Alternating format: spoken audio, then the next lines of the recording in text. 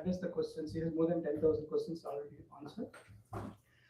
And then it's Bhagavad Gita question and answer sessions. We didn't see 10,000 questions Arjuna is asking, but he answered more than 10,000 questions and he's keep going on. He has, like in my car, if I see, I have his pen drive.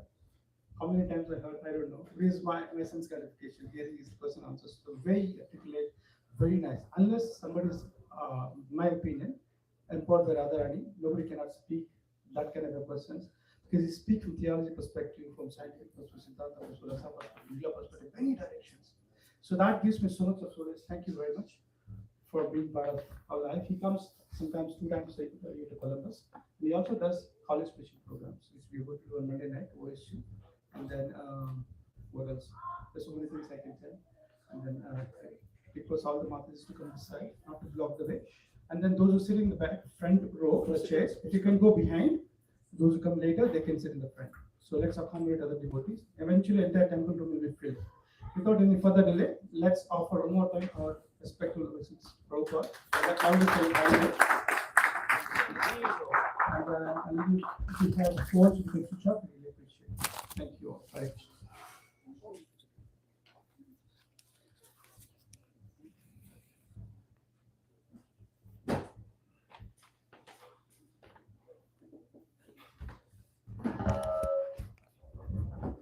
Om Jnanatimirandhasya Jnananjali-shalakaya Chakshurunmilitam Yena Tasmai Shri Gurave Namaha. Nama Om Vishnupadaya Krishna Pristhaya Bhutale Srimate Bhakti Vedanta Swami Iti Namine. Namaste Saraswati Deve Gauravani Pracharine Nirvishesha Shunyavadi Paschatya Desha Tarine Vancha Kalpatarubhyascha Kripa Sindhubhya Evacha Patitanam Pavanebhyo Vaishnavebhyo Namo Namaha. Jai Shri Krishna Chaitanya Prabhu Nityananda Shri Advaita Gadadhara Shri Vasadi Gaura Bhakta Vrinda.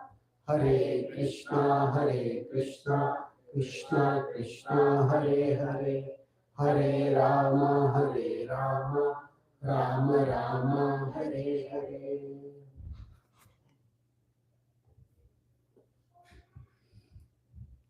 Hare Krishna. Delighted to be here with all of you at the lotus feet of the only dancing Lord in the ISKCON universe.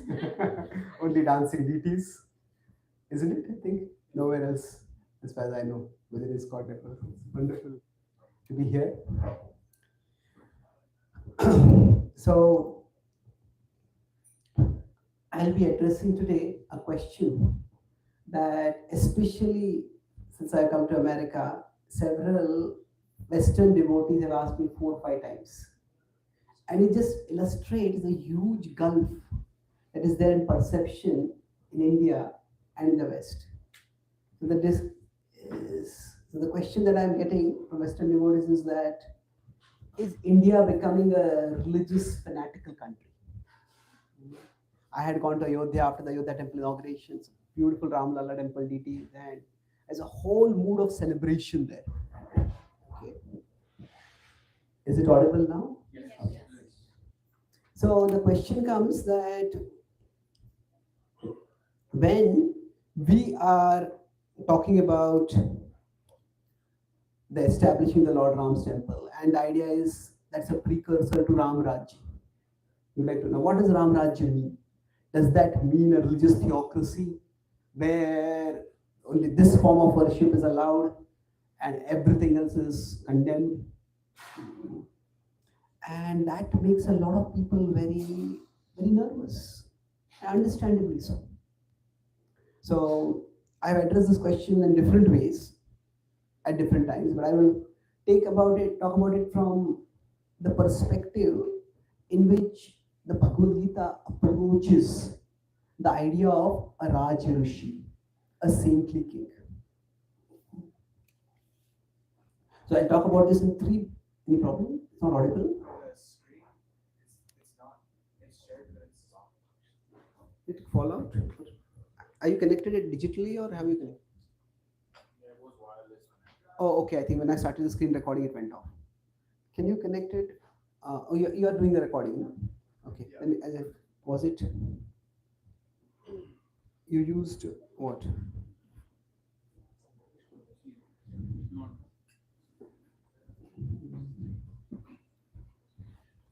Second screen? Connected. Wi-Fi is connected. Oh, get to introduce. Can I run? Quick share. Which was quick share?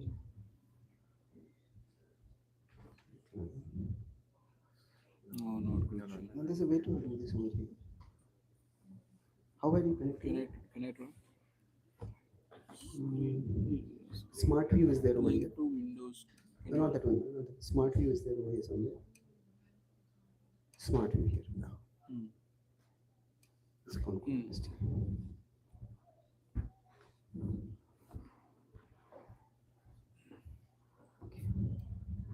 So, is it visible now?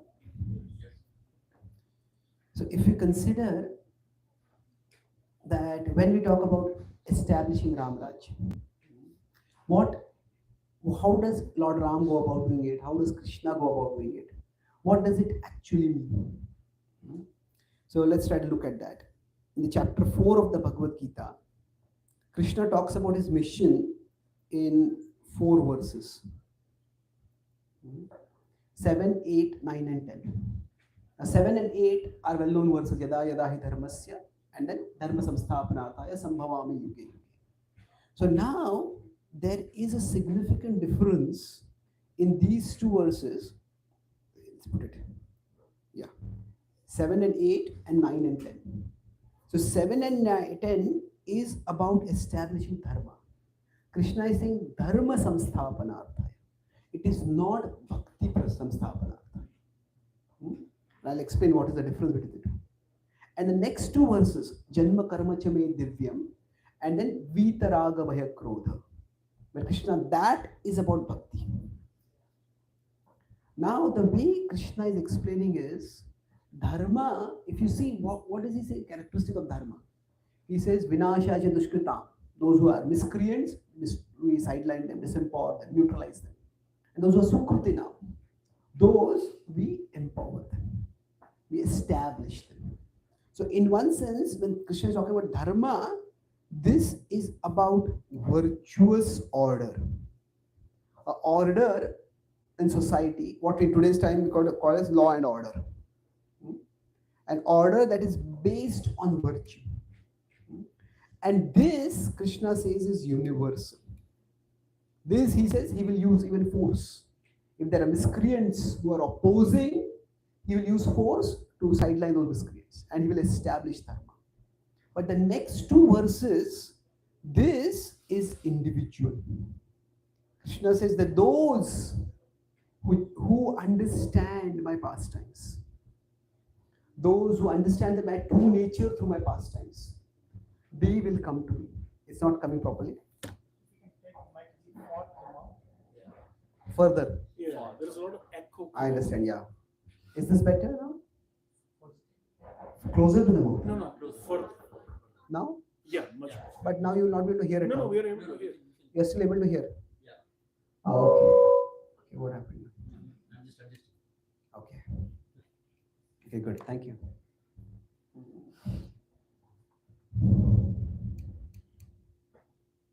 And I was traveling once with one devotee preacher. He is a very sarcastically humorous person. So I was using sound system. There's a lot of disturbance. And then he didn't mention it only. And I asked him, are you able to hear the disturbance? He said, yes. Why didn't you tell me? Because that disturbance is better than the disturbance of your voice.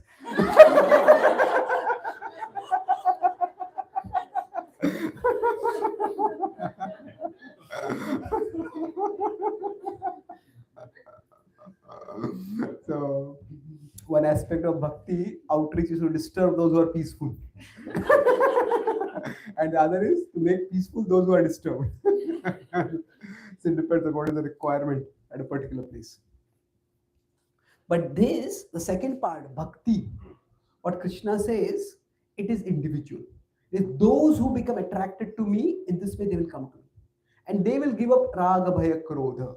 They will give up attachment, aversion, anger, fear, and then they will attain love for me. So bhakti is a matter of the heart. Bhakti can't be legislated. You cannot pass a law and tell people you have to all worship this God. That is a matter of the heart. That has to be individually inspired. At the same time, basic law and order in society, that is not a matter of the heart. That is essential. That is not voluntary. So these two are both missions of Krishna, but they are two distinct missions. We could say that they are interrelated, at the same time they are independent. So if you consider like a pyramid, say at the top is pure love, prema. So the upper part is bhakti and the lower part is dharma. So Krishna comes to establish dharma and he comes to inspire bhakti. The two are different. Establish means force may be required to be. This is what has to be. But bhakti is to be inspired. And this difference is essential to understand.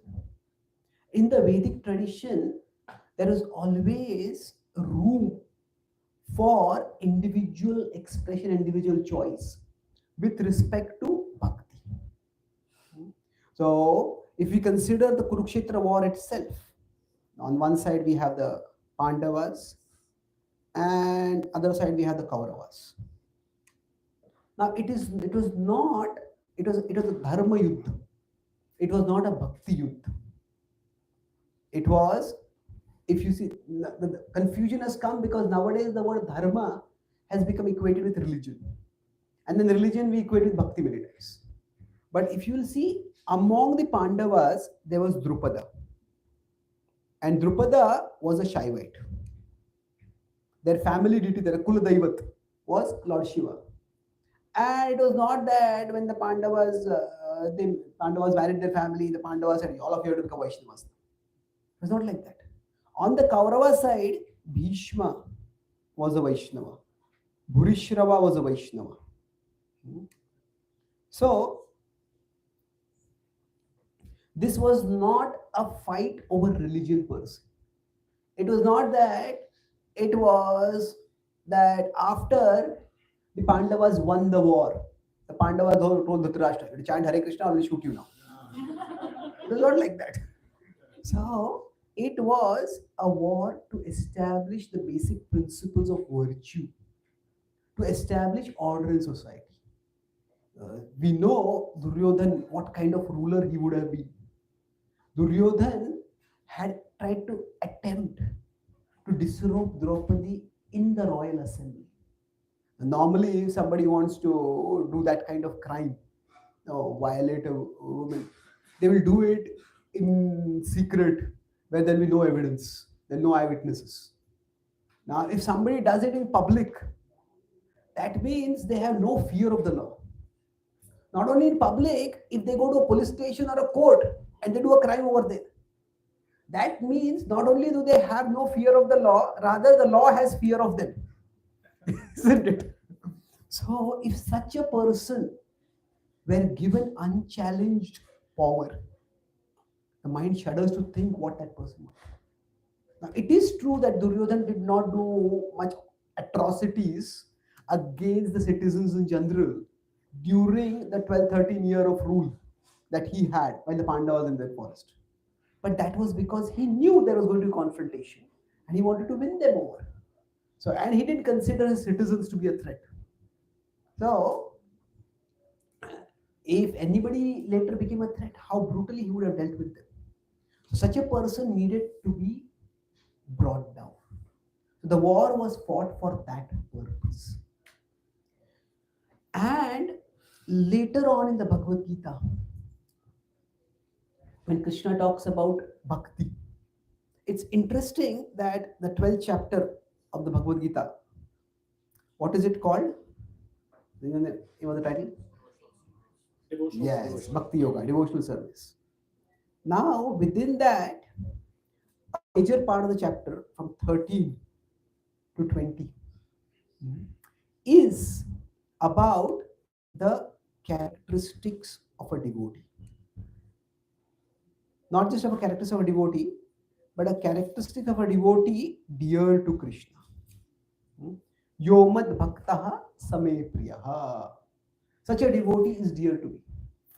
And significantly, the characteristics that Krishna mentions over here, they are not devotional characteristics. Krishna doesn't say, my devotee wakes up every morning and chants Hare Krishna or does Mangal Arati.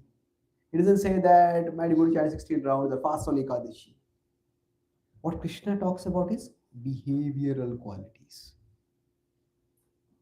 Behavioral qualities means Krishna says, Adveshta sarvabhutanam maitra karunaya. Such a person is non-envious towards anyone, is a friend of everyone. Santushta satatam yoga. This person is satisfied. One of the things it says is, such a devotee, yasman no dvijate loko, loka no dvijate jaya. Such a devotee does not disturb others and is not disturbed by others. So all the qualities here that Krishna emphasizes are behavioral qualities. Now, of course, devotional qualities are also mentioned.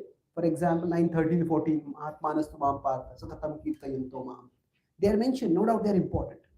But Krishna's emphasis here is on behavioral qualities. So, when we are with this background, when we talk about Ram Rajya, there are two aspects to it. There is bhakti and there is dharma. Now, dharma, broadly speaking, the way the Gita talks about is it's virtue. Dharma basically means acting righteously, doing the right thing. And when we talk about the Bhagavad Gita, as I said, is not meant to establish bhakti. It is meant to, the war of Kurukshetra was fought to establish dharma. And then, of course, it is to inspire bhakti, no doubt. But this difference is there. And when we talk about Ram Rajya, now, what made Ram Rajya so special? We could say it is because Ram was the king. Of course, that is true. But that is not the only thing. It is also because the citizens were virtuous. Generally, sometimes if there are movies, sometimes the whole movie is like a one hero show. There's some superstar and they carry the whole show by their magnetic power. The villain, the supporting cast, nobody even remembers them. And okay, sometimes those movies run by that star power of that one character. But really great movies that are there, so it's yes, the hero is a great character, but all the other characters are also great. And then the interplay between those characters, and then all that we see, okay, that really makes the movie great. So if you see Ramayana, Lord Ram is a great character, but it's not that Lord Ram is the what they call the show stealer. No, every character in the Ramayana is special.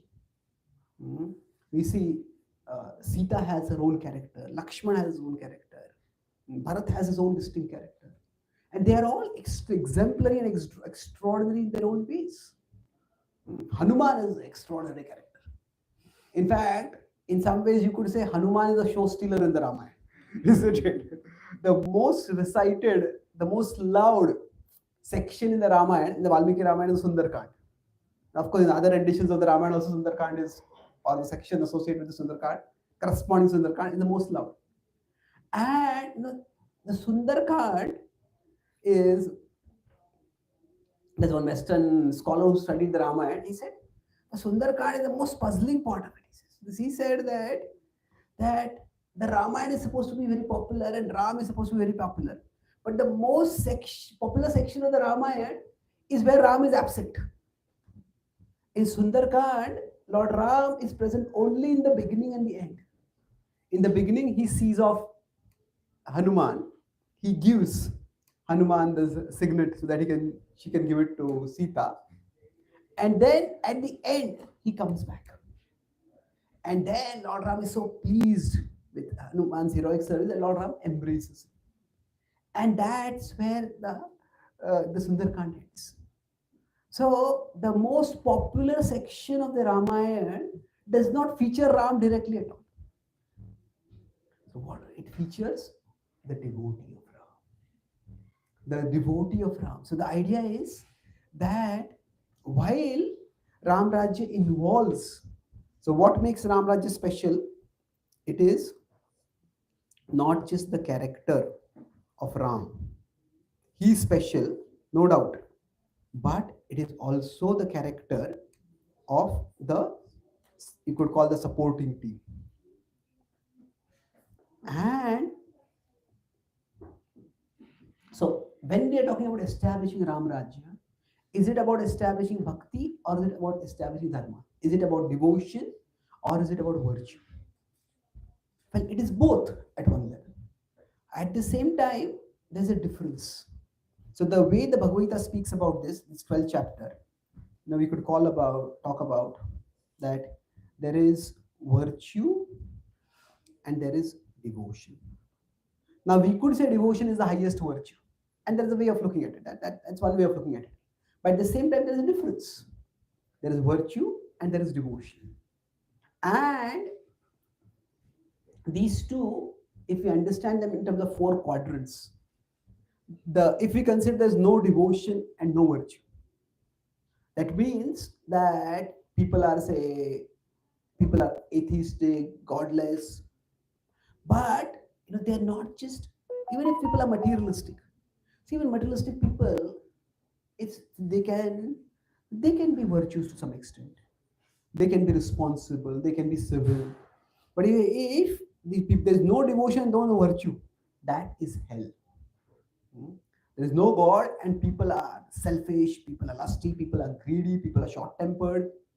That is what hell essentially is. Hell is, if you see in the Bhagavad Gita, Krishna talks about hell. In many religious traditions, there are 2 extremes. One is hell is either overemphasized and their preaching starts with hell. If you don't, God loves you so much. How much? If you don't surrender to him, he will send you to hell forever. They won't say it that way. They would say he will send you to hell, but that's what essentially it is. So if you consider, there's a fundamental difference in the idea of hell in, say, the Abrahamic traditions now and in the Vedic tradition. So in the Abrahamic tradition, hell is for non-believers. If you don't believe in God, you'll go to hell. In the Vedic tradition, hell is for the wrongdoers. You see, whom does Krishna say they go to hell? Those who are lusty, greedy, angry. Trividham narkasyedam dwaram nashanam atmana. He says, they are the narkasya dwaram. He doesn't say that you don't believe in me, so you'll go to hell. So hell is it's like a prison for a law and order problem. Hell is not a punishment for disbelief. Now, we could say that disbelievers will become wrongdoers. That's possibility. But it's not that, say, non-believers and wrongdoers. You could say there could be a big intersection between them also. But they are not the same thing. Krishna is not saying that if you don't believe in me, you'll go to hell. He's saying those who do wrong, they will go to hell. So the idea is that when there is no virtue and there is no devotion, then it's certainly a hellish condition. Now, if you consider the other 2 possibilities, there is virtue, but there is no devotion. So if you say there's no virtue and no devotion, so it's like this life is miserable and the next life will be, you could say, much more miserable. It is going to be, the consequences are going to come. No, ordinary society cannot function if people are just lusty, greedy. You cannot just walk on the street, somebody is going to rob you, somebody is going to violate you. It will be a terrible situation and actions will have consequences. Now, if there is virtue, but there is no devotion, then maybe you could say this life could be okay, but the next life is going to be difficult. It is, at least that person is not going to be spiritually elevated. Now, where they are going to go, you could say, now when I'm talking about virtue and devotion, I'm talking at an individual level as well as at a social level. We'll come to social level a little later. At an individual level, that person will go wherever their karma is. But there is a significant difference. We'll come back to this a little later. Now, when there is devotion but no virtue, that is where there is fanaticism. Fanaticism is not due to too much devotion. It is due to devotion that does away virtue. When devotion is emphasized so much that basic human decency, basic human civility, basic humanity is neglected, that kind of devotion is what leads to fanaticism. That means if you don't believe in my God, however good you might be, that is of no good. That is a terrible idea. So basically, fanaticism is, it comes in two brands. There is exclusivism and there is extremism. So exclusivism is more in thought. That means we alone have exclusive rights to God. Only if you follow us, you're going to go to God. If not, you're not. You're going to go to hell. So this was in Indian history. Now, if you consider Gandhiji, he was a very virtuous person. He had certain philosophical conceptions. And he lived, now every person, if you want to find fault, you can always find fault. But he was overall a virtuous person. So he's asked both to a Christian and a Muslim, what is the destination? Because he doesn't believe our particular path. He may be a virtuous person, but he's going to go to hell. So exclusivism is the idea that we alone have the right to God. Now extremists, exclusive say everyone else is going to go to hell. Extremists are even kinder. They say anyway you're going to go to hell, why delay it?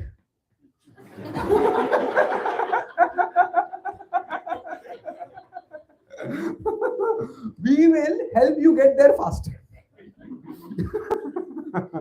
So extremism is in action, where people become intolerant.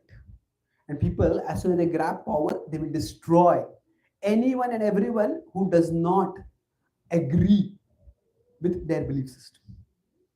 And we will see extremism, it tends to multiply. What it means is it tends to multiply its targets. So for example, if you consider Islamic extremism. Extremism can be then any religion. I'm not singling out Islam over there. But Islamic extremism, now it's not that Islamic extremism targets non-Muslims only. It targets Muslims also. So Shias fight against Sunnis. Why? Because it is not just your religion is wrong. It is also if your interpretation of my religion is different from me, even that is wrong. And that is also to be condemned. And then those people will also be destroyed. So it just keeps growing more and more and more. So this is where, if we consider what is the inspiration that people get from the Ramayana, what makes the Ramayana so special is not just that, oh, everybody is worshipping Ram. It is everybody is exhibiting, manifesting virtue in the Ramayana, or at least trying to manifest virtue. So there is the sacrifice and selflessness of Lakshman, the sacrifice and selflessness of Bharat. There is the adventurous service attitude of Hanuman. So there is virtue manifested. And the enduring inspiration, if you consider the Ramayana's legacy,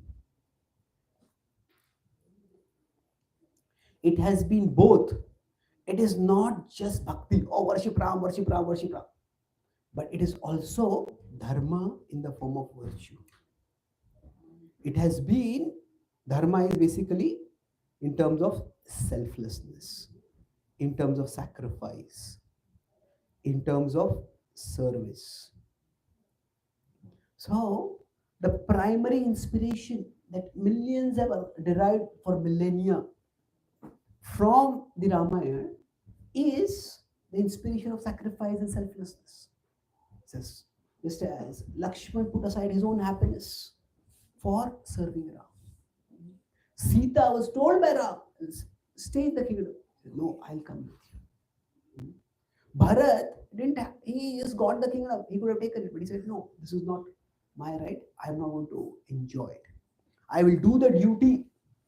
I'll do the responsibility, but I won't enjoy the privilege. Now, most leaders are exactly opposite. They want the privilege and the responsibility, let somebody else take care of it. So, this is what has been, in one sense, a significant inspiration of the Ramayana. Now, this is not to say that bhakti is not an inspiration. Bhakti is also an inspiration, no doubt about it. But the fear is that if devotion is divorced from virtue, that is when devotion becomes fanatic. And the legacy of the Ramayana is not to divorce the two. The legacy of the Ramayana is to integrate both of them. So Ravan is condemned not because he is not a devotee of Ram. Ravan is killed not because he refused to chant Ram's names. That's not the point. It is because he has been acting viciously. It's because he has been a predator for a long, long time. And finally, there's a paap ka gada bhar jata hai. Finally, the chickens come home to roost in English. He has to pay the consequences pay for the consequences of his actions. So the point here is that if the inspiration that somebody derives from the Ramayana is, or from the establishment of the Ram temple, or the idea of establishing Ram Rajya, it's only, we will chant Ram's name and we'll make everyone chant Ram's names. And anybody who doesn't chant Ram's names, we will disempower them, we'll destroy them. That is what will lead to fanaticism. But that is not at all the mood of the Ramayana. And we see that Srila Prabhupada, when he presented Krishna consciousness also, he had both these aspects to it. The chanting Hare Krishna is the bhakti part. The 4 regulative principles, they are not just a set of 4 rules. They are basically emblematic of the emphasis on virtue. So the rules are important, but what the rules signify is important. What each rule signifies is cleanliness, mercy, purity, things like that. Those values. So we may say that, okay, these particular rules are not universal. All religions don't follow it. Well, what to speak of all religions don't follow it? Even all expressions of the Vedic tradition don't necessarily follow it, isn't it? There are religious traditions within the Vedic context where meat may be eaten. In Durga Puja that happens, things like that. That's in Kali Puja, it's not Durga Puja so much. Kali Puja it happens. So, but the point is that these 4 rules, they signify 4 fundamental virtues. And that's why, again, the point is that the 4 legs of dharma. So, it's interesting, the 4 legs of dharma do not include bhakti. Because bhakti is higher. Bhakti is not below. There are foundations. So, the focus when we talk about Ram Rajya is first of all establishing ourselves in virtue and establishing virtue in society. After that, bhakti is voluntary. So if without establishing virtue, bhakti is imposed, that is what will lead to fanaticism. But that is not the mood of the Ramayana. Now, this brings us to the last part, that in general, for the establishment of dharma. Now, from dharma, eventually bhakti will come, but bhakti is later. For the establishment of dharma, there are 2 broad tools. There is Shastra and there is Shastra. Shastra is wisdom broadly. Shastra is weapon. So the establishment of virtue is done primarily by helping people see how virtuous living is good. Say, for example, now, if maybe 20, 30 years ago, as industrialization was growing, the idea was greed is good. And the more we can accumulate, that is good. But now, as we become a little more aware, that is green is good. We have to live on this planet, and we can't exploit this planet indiscriminately. How our future generations will not be able to live. We ourselves will not be able to live in the later years of our life. So the idea is virtue can be communicated through intelligent education. Now, whether everybody accepts it or not, that's a different question. But the point is, the primary way to convey the importance of virtue is through education. Now, in the pandemic, we all had online purchasing. Now, when the internet was just new, and when this whole online business started, so people at that time, it was very nascent. There was no regulatory authorities. People could have cheated. Somebody on Craigslist, they could have kept a product over there, and the product would have been substandard. And somebody who's paying it, they could have sent a bounce check. Now that other person in a different part of the country, who is going to chase them, and it's going to be complicated. But there is a basic level of trust, and without trust, nothing can function. When people do business, you have things written down, but you do business with people whom you trust. But without trust, nothing can function. Even at a material level, when people work as a team, trust is a virtue. Being trustworthy is a virtue. So some people can be very short-sighted. They think, I'll betray others, I'll backstab, and I'll rise to the top. Well, they can rise to the top, but even if they get to the top, they will be utterly lonely over there. And there'll be 100 other people who want you to stab them over there. So basically the point of it is that virtue can be communicated.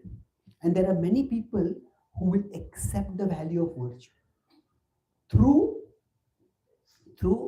the education. Now there are people who will not accept that.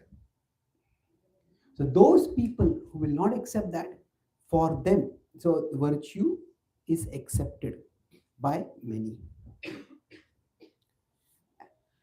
And Shastra is for those people who are driven by vice.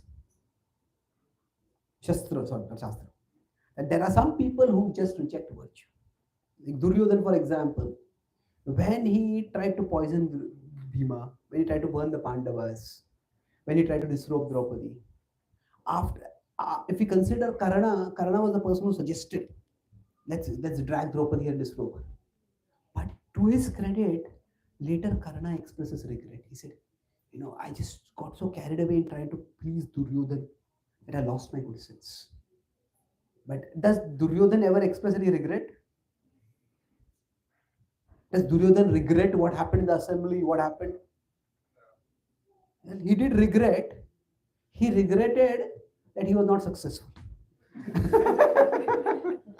The regret was not that I did wrong. The regret was that my wrong was not fully successful. So there are people who have no respect for virtue. There are people who are completely driven by vice. And such people have to be brought down by force. But the force, again, the Shastra, is used to establish virtue in society. Because such people, not only they not want to live virtuously, they also will not let other people live virtuously. They will exploit them. So such people have to be stopped. So broadly, we could say the three modes, you could understand them in three ways. Another way, there is goodness, there is weakness, and there is wickedness. Now goodness is broadly associated with sattva. Now normally we will not consider people rajoguna as weak. But weakness here is that rajoguna can either be influenced by sattva or it can be influenced by tamas. So a person who has a lot of ambition, that ambitious person is a person who is virtuous. Then they will pursue their ambition in a virtuous way. But if that ambitious person meets someone who is vicious, say, okay, you just have to win, you have to become the wealthiest person in the country. By hook or by crook, it doesn't matter. So they're weak in the sense that they're influenceable. See, their desires are so strong, this weakness refers to their intelligence.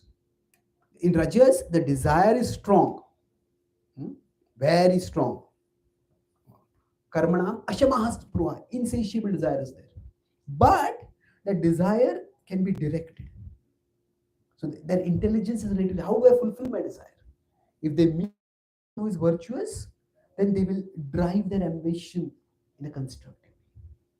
But there are people in tamas who are wicked. Now, these people, for them, virtue is only for exhibiting if it helps them to pursue their vice. That means they will act honest till they earn the trust of someone and they'll backstab that person. What to speak of backstab? They will front stab also if that opportunity comes up. So now it is for such people, punishment or disciplining is the only way. And yes, if the Mahabharata, the Ramayana, both of them have wars. But this war, it's not religious violence. Although it comes in what is considered religious text. But the war was not fought, you are not believing in my God, I will kill you if you don't believe in God. So it was not religious violence in the way in which religious violence is understood in the Western world. It was more violence because these people were wicked. And these people were wicked. So yes, the force and violence are factors. They're just unavoidable in human society. But they have to be carefully used against those who are wicked. See, people who are weak, people who are good, they may also make mistakes. But they're forgiven and they're facilitated, they'll rise upwards. But people who are wicked, the forgiveness for them, they will only grab the opportunity to hurt the other person afterwards. So forgiveness, if we want reconciliation, we want peace, we want harmony, yes, that is true. But how can you have harmony with people who absolutely don't want to harm? How can we have tolerance towards people whose very driving principle of life is intolerance? Now, everybody is not like that, but there are people like that. So forgiveness with wickedness, that means, or rather forgiveness for those with wickedness, that is foolishness. That will lead to self-destruction. I mentioned destruction of society. So it is not that violence is ruled out in the Vedic Dharmic context, but it's not that violence is a means ever for establishing bhakti. That will never work. Even Krishna himself at the end of the Gita tells Arjuna that you do as you desire. Now you have heard my message and now you do as you desire. So even God does not force devotion on anyone. And that is the overall mood of the Vedic ethos. So Ram Rajya is much more about establishing dharma, or in sense of virtue, than it is about establishing bhakti. So I'll make one last point which I'll conclude, that bhakti and dharma, you can say devotion and virtue. They are two distinct things. They are parts of the same plan progressively, but there's also one more relationship. Bhakti can inspire dharma and dharma can inspire bhakti. These two are symbiotic.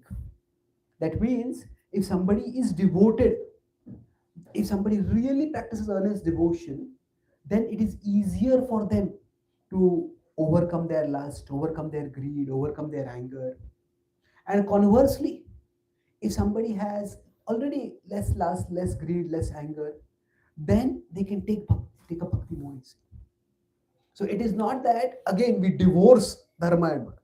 They are very much related, and our purpose, when we are talking about Ram Rajya, it is not that bhakti is not there at all. And bhakti is not just for Ram, bhakti will also help a person to become more virtuous in society. So in that sense, bhakti is encouraged, bhakti is facilitated, but bhakti is never imposed.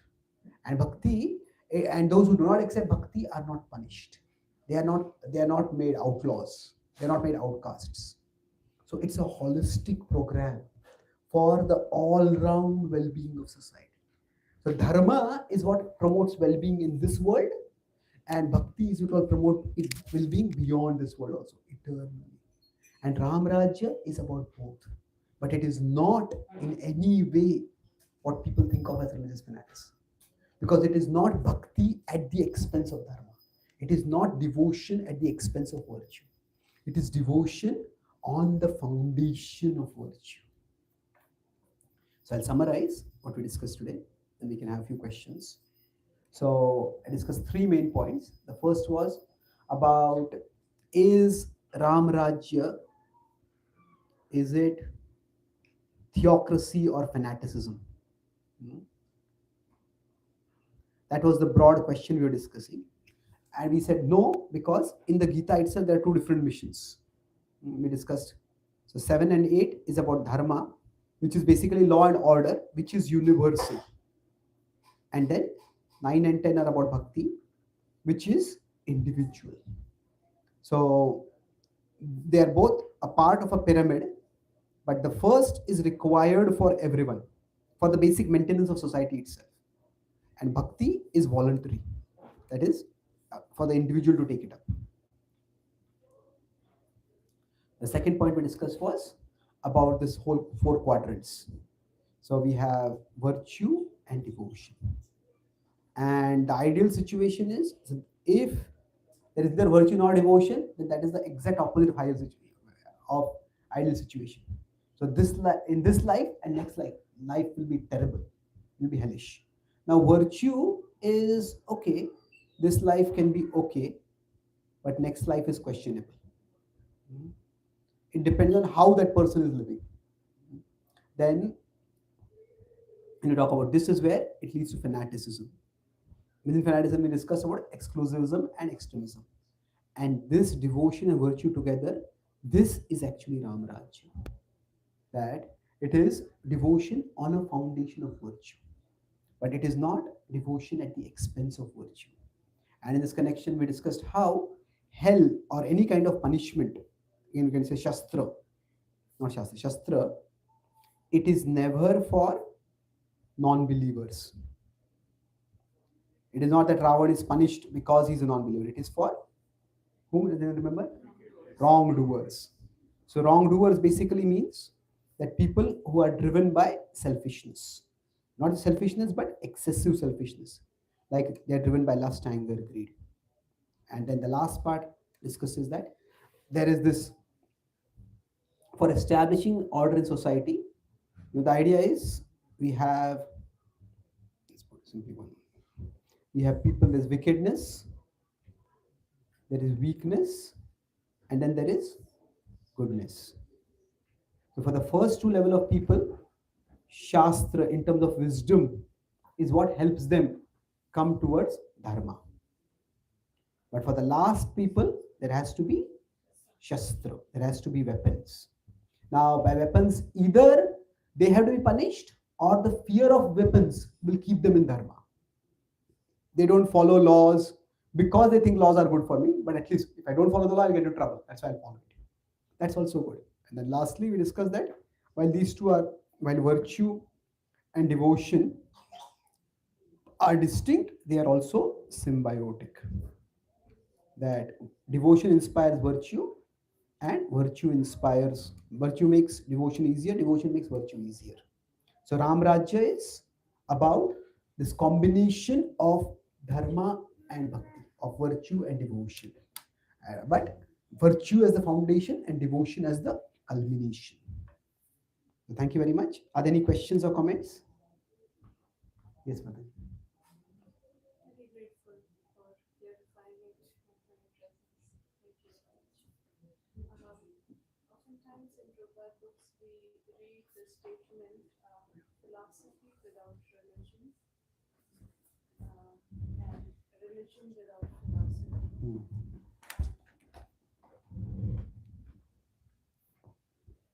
Yes. Oh, please. if you can repeat the question and then, you know. So are you saying how do I understand the statement in this slide?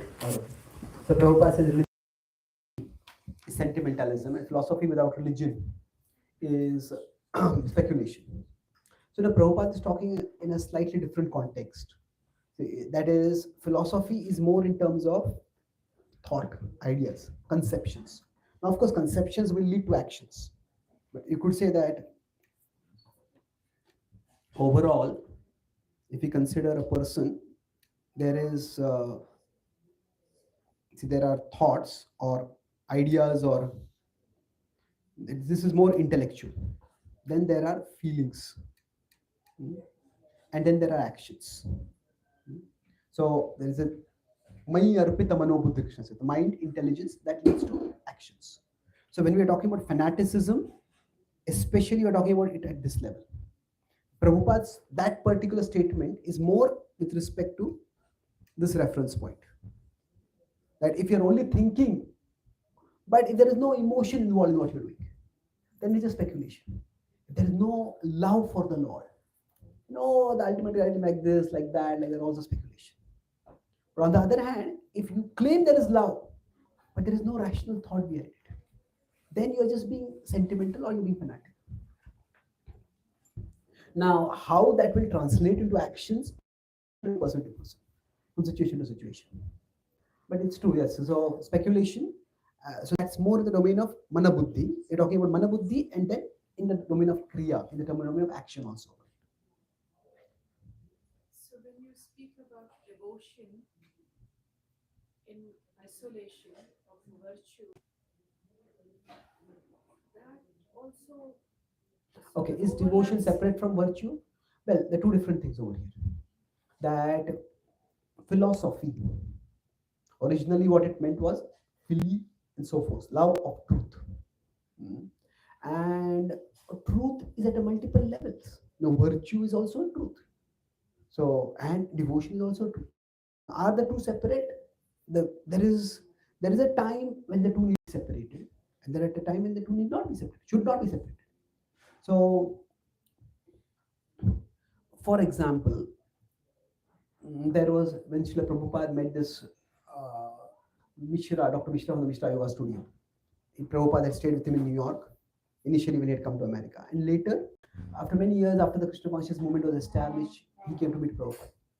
And Prabhupada had a very cordial talk with him. They had lunch together. And then Giriraj Maharaj asked Prabhupada, that Prabhupada thought he's a Mayavadi. Prabhupada said, yes. He said, philosophically we argue like anything, but culturally we are friends. Culturally we are friends. So they were from the same, overall, in America, they were from the same tradition. So, I was just in Dubai, in the UAE. So the first Hindu temple was built over there. Now that was not built by ISKCON, it was built by some other organization. But for all the devout people over there, for all the Indians, for all the Hindus, it was a big event. And even we participated over there. We had our service over there. So there are times when we emphasize our distinct identity. And there are times when we de-emphasize our distinct identity. That is Bheda and Abheda. So there is a time, no doubt, to establish the Bheda. That there is a difference between us and others. But there's also time to emphasize the Abheda. So when what is to be done, that is important. So in our tradition, for example, Chaitanya Mahaprabhu, the Murari Gupta, he was very devoted to Lord Ram. And Mahaprabhu told him, Krishna is Rasaraj, you should chant Krishna's name. He says, I can't do it. And Mahaprabhu said, so great is your devotion. And he was so devoted to the Lord. So he appreciated that. That is the same Lord, but at the same time. So there is, the Abhed is, you are so devoted to the Lord. But then the Bhed is also there. That Murari Gupta does not become an initiating guru in our tradition. We have the Gadadhar Sampradaya, we have the Advaita, we have the Gadadhar Parivar, the Advaita Parivar. But we don't have any Murari Gupta Parivar. Because this is the Sampradaya where there is worship of Krishna. So if you worship Ram, that's wonderful, we respect that. But then that person can't be initiating guru in this tradition. So there is time for Bhed and Abhed, both. Thank you. Yes. You have the mic.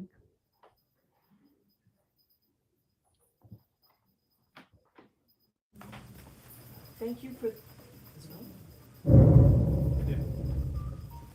Try now. Hare Krishna. Yeah. Thank you for the brilliant analysis and the brilliant presentation, as usual, Prabhu.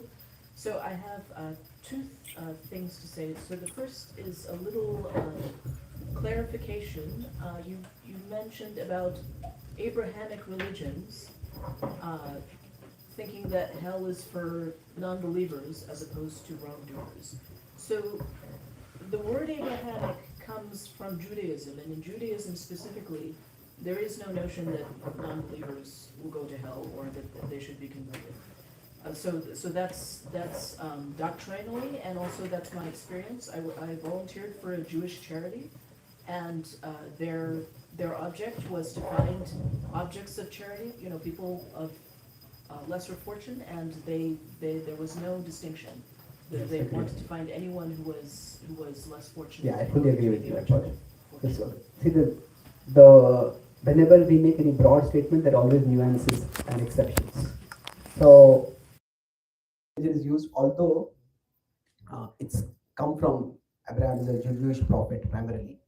But the point is, numerically speaking, the Jews are far smaller than Muslims and Christians. And for most of the world, generally the way, the dharmic religions, when you say, it talks about Hinduism, it talks about Buddhism, it talks about Jainism, it talks about Sikhism. But how many people really think of when the dharmic, they hear the word dharma, how many people think of it as Jains?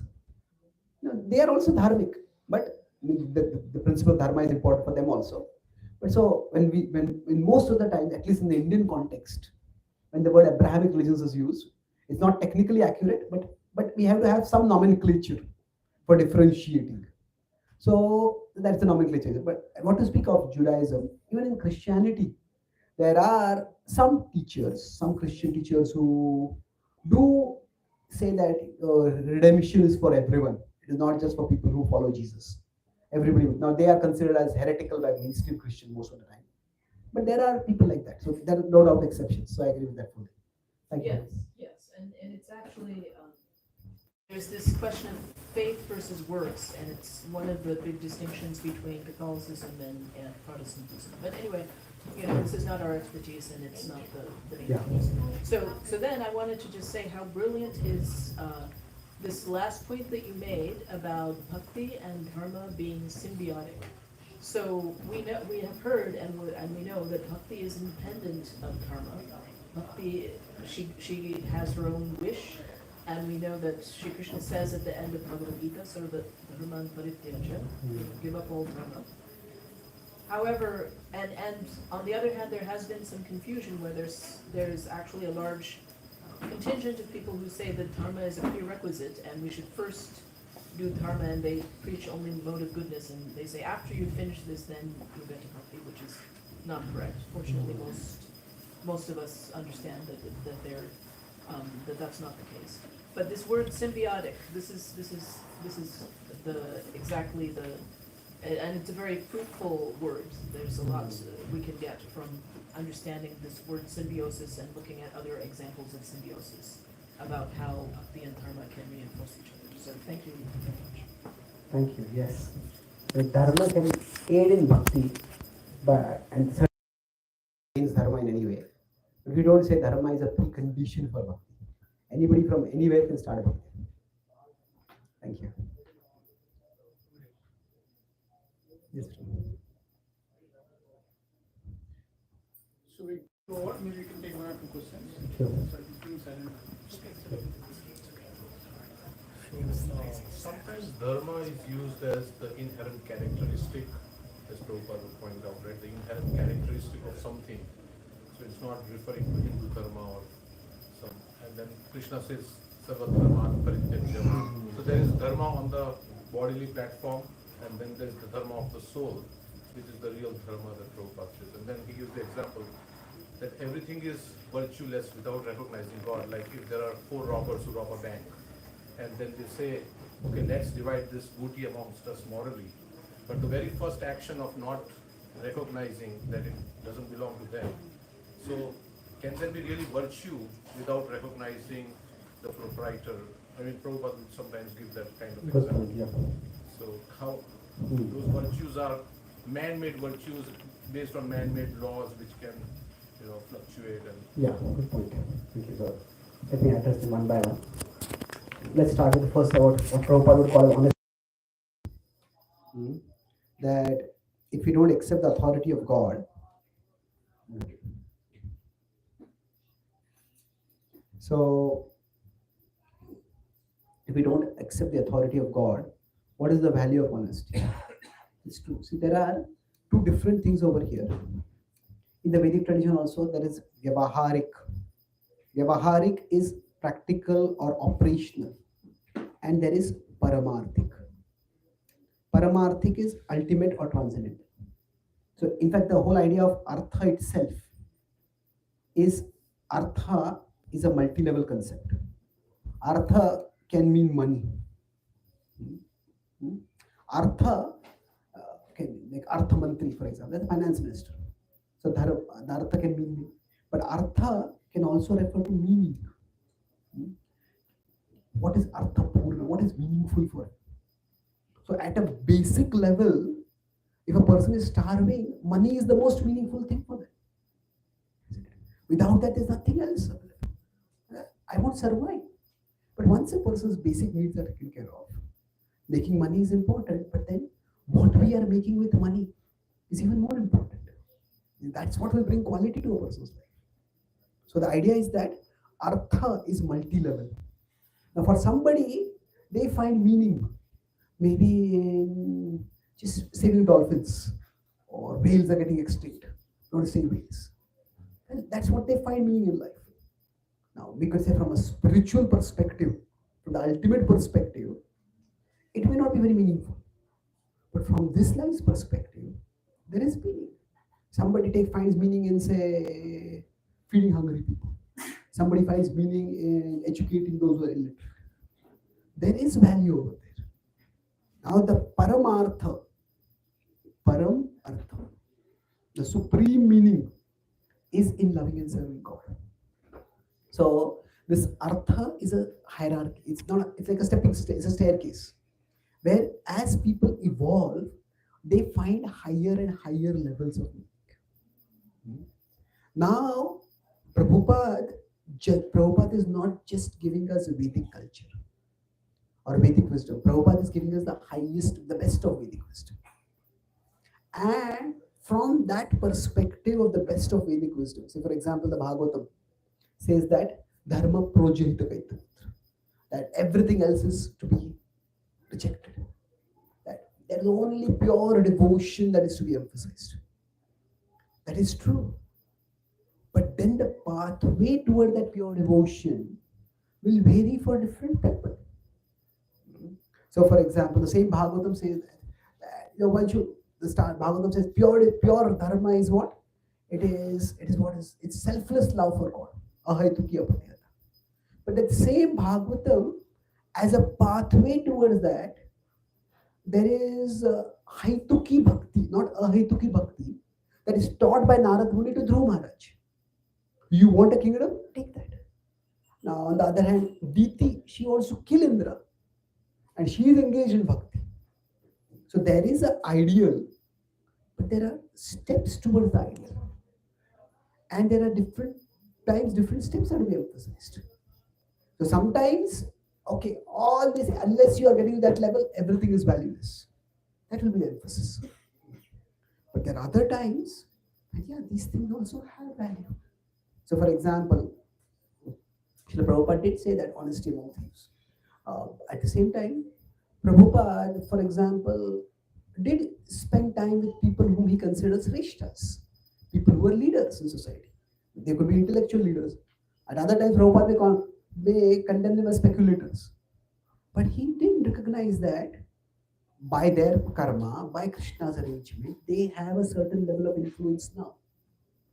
And their influence can be used in the service of the Lord. So, there is a time when we look at it from a Paramarthic perspective. And yes, without devotion, ultimately everything is useless. But there is a time when we look from a Vyavaharik perspective. And in the Vyavaharik perspective, Sattva Guna, Rajoguna, Tamoguna, There's a huge difference between them.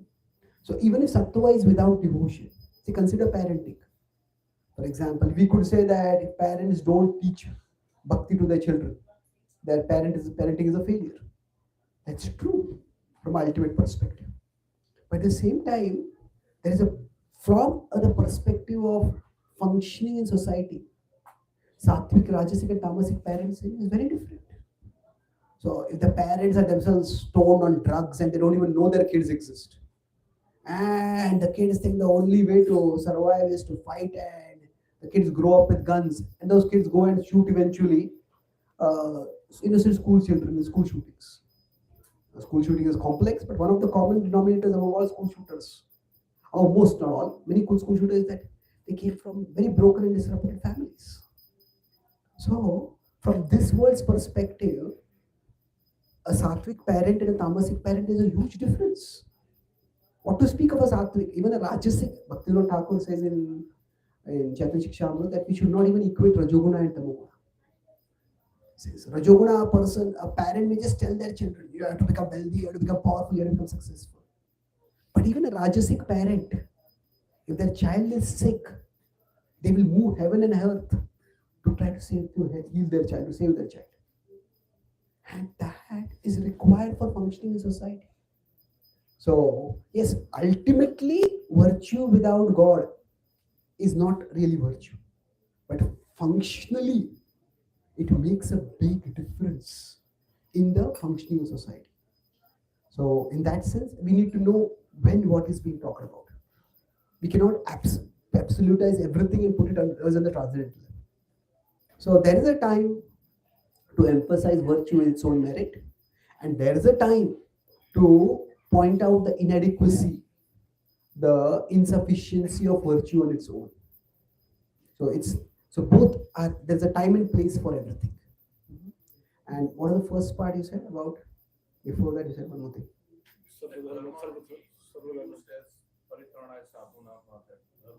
Okay, so okay, so dharma is sometimes used as inherent nature. So see, the word dharma itself has many different meanings. It's a famously multivalent word, and we can't reduce it to one meaning. We have to see how it is used. Even the Gita, for example, when Krishna uses it in say 2.7, so Arjuna uses it, "Puchhami tvam dharma sammuna cheta." It is the right thing to do. What is the right thing to do? I want to know that. Now, if we consider 1866, Sarva Dharman Parityajya, there it is obligations. Krishna means basically that you think you have obligation to your family, you have obligation to your dynasty. Put aside all your obligations, understand that your supreme obligation is to me. You could call it as duty, that's true, but it's more in terms of I'm obliged to do this. Krishna is saying, if you are serving me, you're not obliged to do anything else. Now, after that also, it is not that Krishna just becomes, Arjuna becomes adharmic. Arjuna does that dharma, that duty, which helps you to serve Krishna. Now, if you consider 4.7 and 8, dharma samsthapanarthaya sambhavami yuge. There the word dharma is used for social order. I come to establish order in society. Now, if we consider 14.2, what is that? Idam jnanam upashritya mamasa dharmam agata sarge pinopajayante pralayana vitanticha. There dharma refers to nature. That if you understand idam jnanam upashritya, if you take shelter of this knowledge, mamasa dharmam agata, you will attain the same nature as my nature. So, let's just give 4 examples, but there are many other verses. So, in the Gita itself, the word dharma is used with at least 10 meanings. In Sanskrit, technically speaking, if you look at the exhaustive Sanskrit dictionary, the word dharma has 500 meanings, more than 500 meanings. So, we have to look at, now, you could connect and say that all these meanings of dharma are related, and it is true. There is foundationally, dharma means the inherent characteristic of who we are. And then, our various ways, so for example, our family dharma. So that means, okay, I'm a member of this family, I have to be in harmony with this. That's family dharma. So that way, we can try to connect the various meanings of dharma. But we cannot reduce all usages of that word to one particular meaning only. You have to look at the context in which it is used. So when Prabhupada uses the word dharma as an inherent characteristic, he's basically emphasizing its non-sectarian universal nature. Now, interestingly, as far as I have seen, the word dharma is not used in this sense anywhere in the Bhagavad Gita. Among all the uses of dharma, in this sense, Krishna does not use it. Now, why not? Because that is not the relevant discussion for Arjuna. So Arjuna is not on the battlefield suddenly concerned about what is my inherent irreducible nature. He is concerned what is the right thing to do. And Krishna is addressing that question. So yes, dharma does have that meaning. But it is not that that meaning is the only meaning, or that is not, it is not that it is with that meaning only the word will use all the time. So you have to look at the context to understand. So thank you very much.